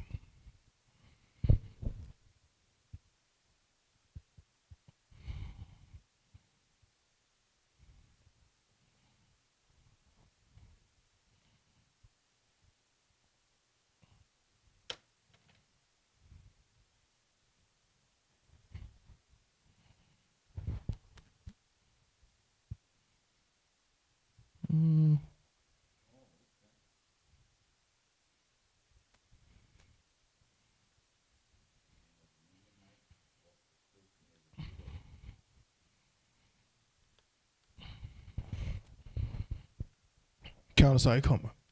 All right. So let's break this down real quick. Last thing for the day. Shayatamwa.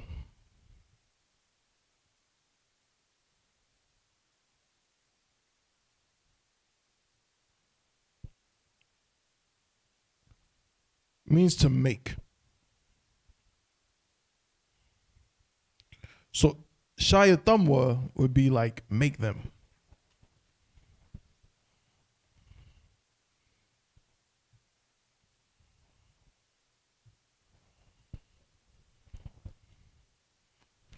Wait.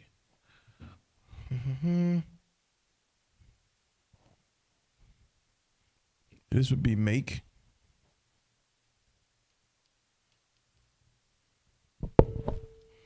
The root word is shayath.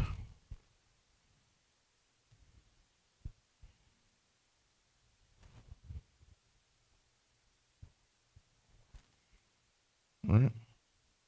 And then their nobles, Nada. It's like it. Where am I at? Where am I at?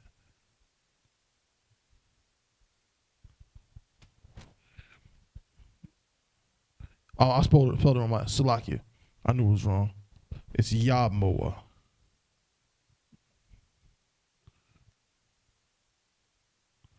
Yabmoa. The dot Yabmoa. That's one word. Mm-hmm. Yabmoa. Nada Yabmoa. Or really it's the root word is not Nadayab. So really this and this go together. Right? Mm-hmm. No, that's nobles. Mm-hmm. Mm-hmm. Nadayab. Nadayab. Nadayab. Think of this, like I said, as like make them.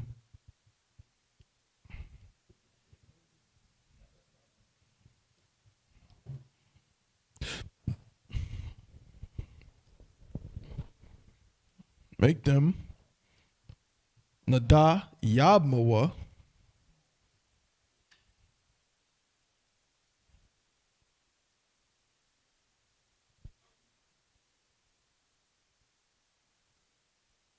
Mm-hmm.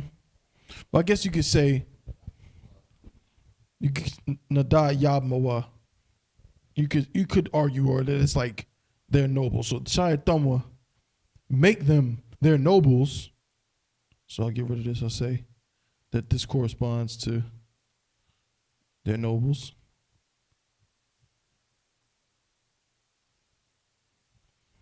Nada Yabmoa. Nada Yabmoa really is one word. Shayathamwa. Nada Yabmoa. Ka'irab. We know that the ka here is going to be like Oreb.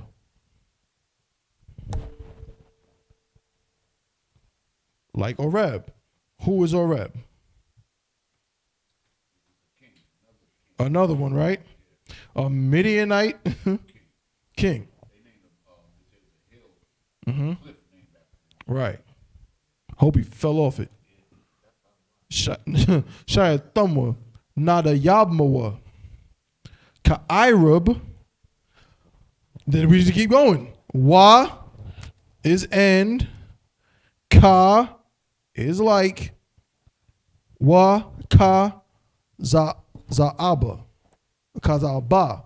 Wa ka za'aba. Za'aba is Ze'eb. Who's Ze'eb, Yanazar? Are you two up? Mm-hmm. Another Midianite. Mm-hmm.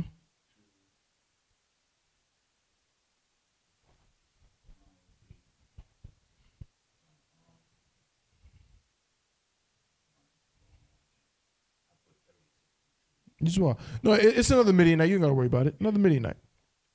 Right? So we got Wakaza. We got Wakaza Abba. Wakaza Abba. Wakazabak. Mm-hmm. So if we read it, it's not actually in the order that they give it. So really, this is, so after we say, and like Ze'eb, then we have, and as Zamuna, and as Zabak. This actually goes here. And Zabak goes here. And of course, Wakatazal means and as. One second.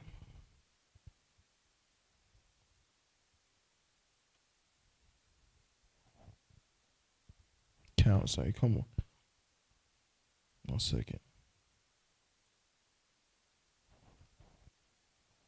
Is Wakata's after Sabat? Oh, I see the problem. I see.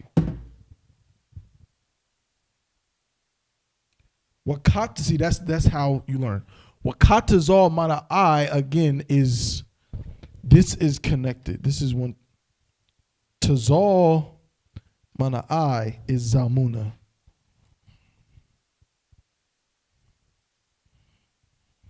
Yeah, you see what I'm saying? Right. So it's Tazal mana I. Zamuna, right? Zamuna. Tazal mana I, another Midianite, but if you look it up, that's how the spelling of it is. It's Tazal mana I. Tazal mana I. You understand? That's Zamuna. So when it says Wakatazal mana I, that says, so really, in the Hebrew, it says, make them their nobles as Oreb, and like Zeeb, and like Zabah, and like Zalmunna. Then at the end of it, it says, right after it says Wakatazal mana I, it says Kal Nasaya Kumwa. Nasaya Kumwa is the princess. What's the last 3 letters? Where? Which one? The first word is. Salakia. It's Wa Ka Za Abba. This is a H. Salakia. This is a Ba. Wa Ka Za Abba.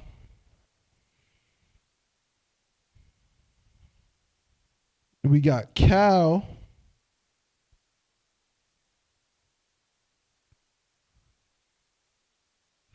Right? We know Cal. We know Cal from when we say Cal Yawam, which means what? What does Cal Yawam mean? We say it in the Lord's Prayer. Yawam is day. What is Cal?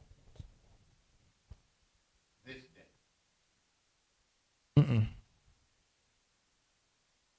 Because I looked up cow, I can't. They don't have like a straight meaning for cow. I guess what it looks ambiguous word.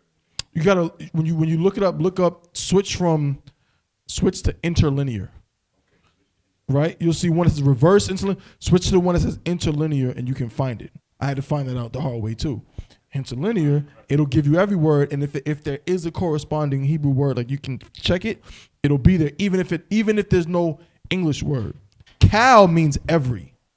When we say Cal Yawam, at the end of the Lord's Prayer, say every day my daily bread. So or say my daily bread or my everyday bread, or give me bread every day. So Cal means every. So when it says there really is no yea, that's English. All, that's the Cal. Cal is all. Nasaya Kumwa is the princess or their princess. The word for prince here is Nasayak or duke. Right? Nasayak.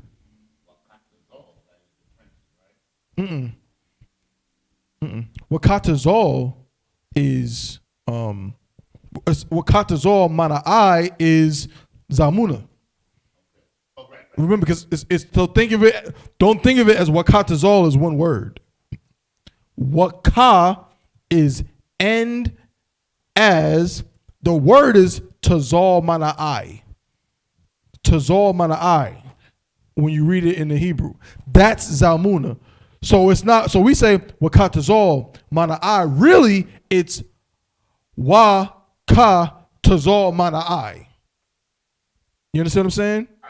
Tazal mana I is Zalmuna. Cal is all, and Nasaya Kumwa is their princess. You understand what I'm saying? Most High in Christ.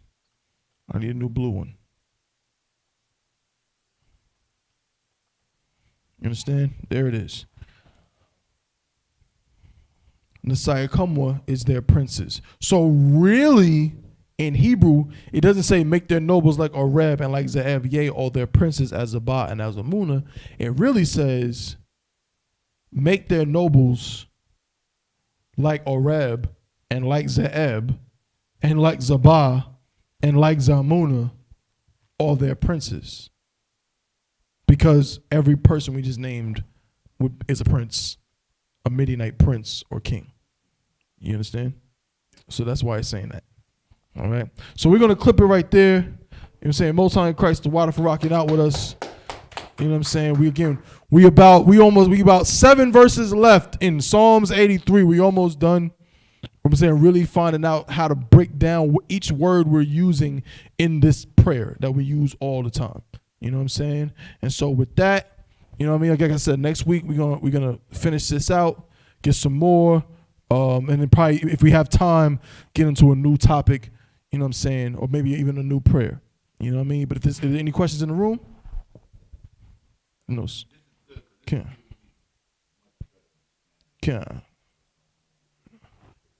No sweat. Let me just check online real quick. Yeah, that's a key right there. No sweat.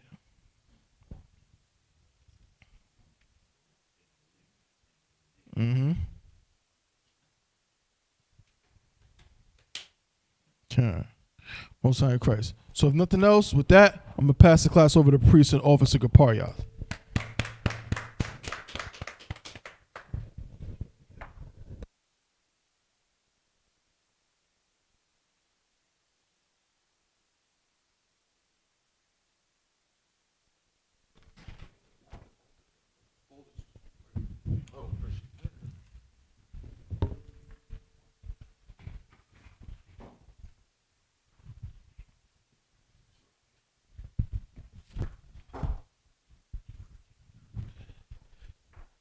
Security announcements.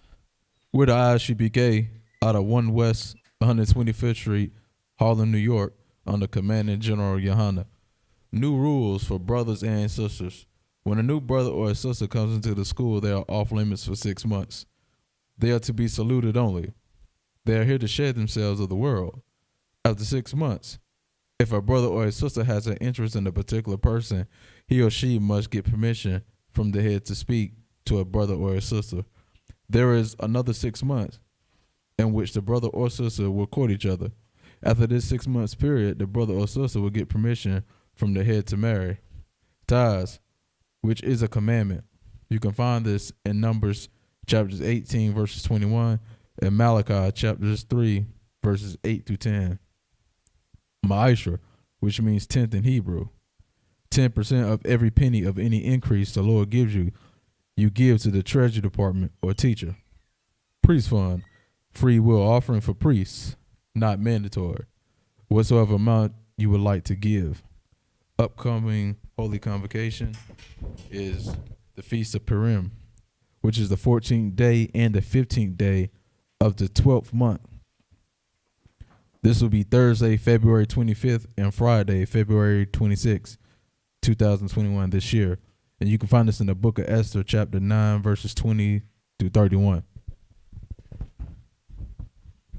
And just as a reminder to all Akim and Akwatian to check on social media such as ISUPK.com, Facebook, Twitter, YouTube, and so on for ISUPK events and materials. If a brother wants to be a trooper in the school, then he is to start wearing all black, which includes black boots, shirts, pants, headband, or scarf.